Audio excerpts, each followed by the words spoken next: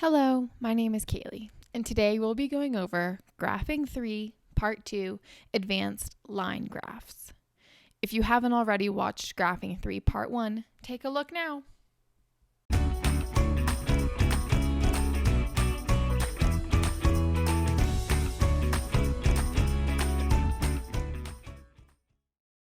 There are two kinds of questions scientists can ask: quantitative questions and qualitative questions. If you haven't already learned about quantitative questions, take a look at graphing video number 3, part 1, advanced bar graphs, because this video is going to go over qualitative questions. Questions like, did it get bigger? Did it get smaller? Was there improvement? And how did it change? These questions all have to do with patterns or trends and how things change over time. Our qualitative question will be, when does a puppy grow the fastest in its first 3 months of life? To do this, we will weigh the puppy each week for 3 months or 12 weeks, one time each week. So to collect our data, we'll build a table that looks like this. At each week, we'll write down the weight of the puppy. So let's take a look. When he was born, the puppy only weighed 1 pound. And as the puppy gained some weight, at week 1, he now weighs 2.5 pounds. And at week 2, the puppy weighs 4 pounds. But let's fast forward. It's already been 3 months, okay? Looks like the puppy grew a lot in the first 12 weeks. But that's good. It means the puppy is healthy.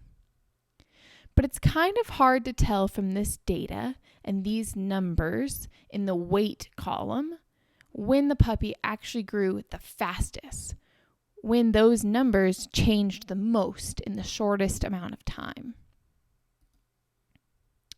So let's use a line graph to help us tell how fast the puppy grew.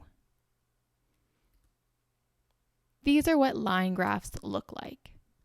So they look a little bit different, but they have the same parts. The blue arrows are pointing to the x-axis, where that blue line is across the bottom of the graph. And the x-axis tells us when we are collecting data. So for us, that means that the 12 weeks we are weighing the puppy will be on the x-axis. And the yellow arrows are pointing to the y-axis, that yellow line that runs along the side of the graphs. And the y-axis is where we keep track of the data we collected. So for us, the y-axis will be the data we collected or the weight of the puppy each week when we measured. So now that we know the parts of a line graph, we need to know how it works. What's different between the green line graph and the purple line graph? So if the line goes up the way the green line goes, that would mean that there was growth, that the puppy got bigger over time. And if the line points down and looks how the purple line graph looks, that would mean that the puppy got smaller over time. But we know the puppy got bigger. We already know that puppies grow. So we can expect that our graph will look like the green line. But let's try it. So here's a look at our line graph. So from all of our data in the table, we can see where those points fall on the graph. But let's take a closer look. So like we thought, the line goes up, the puppy did get bigger. But let's talk about the line itself. It's not perfectly straight, right? It looks like we can break it up into 3 sections. And we choose the points on the line where it changes how steep it looks. And we want to compare the steepness of those different sections. Let's compare the steepness of section 1, section 2, and section 3. And let's think about each of those sections like a slide. Which section of the graph would be the fastest slide? Section 2 definitely looks like the steepest slide to me. And the steepest slide would mean that the puppy grew the fastest during that time. And it looks like section 2 is between weeks 4 and week 6. So that means that the puppy grew the fastest between week 4 and week 6.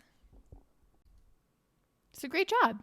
You answered a qualitative question wondering how a puppy grows and when it grows the fastest using a line graph.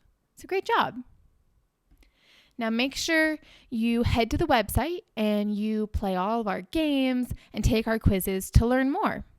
And remember to always be clever. Hey, hey!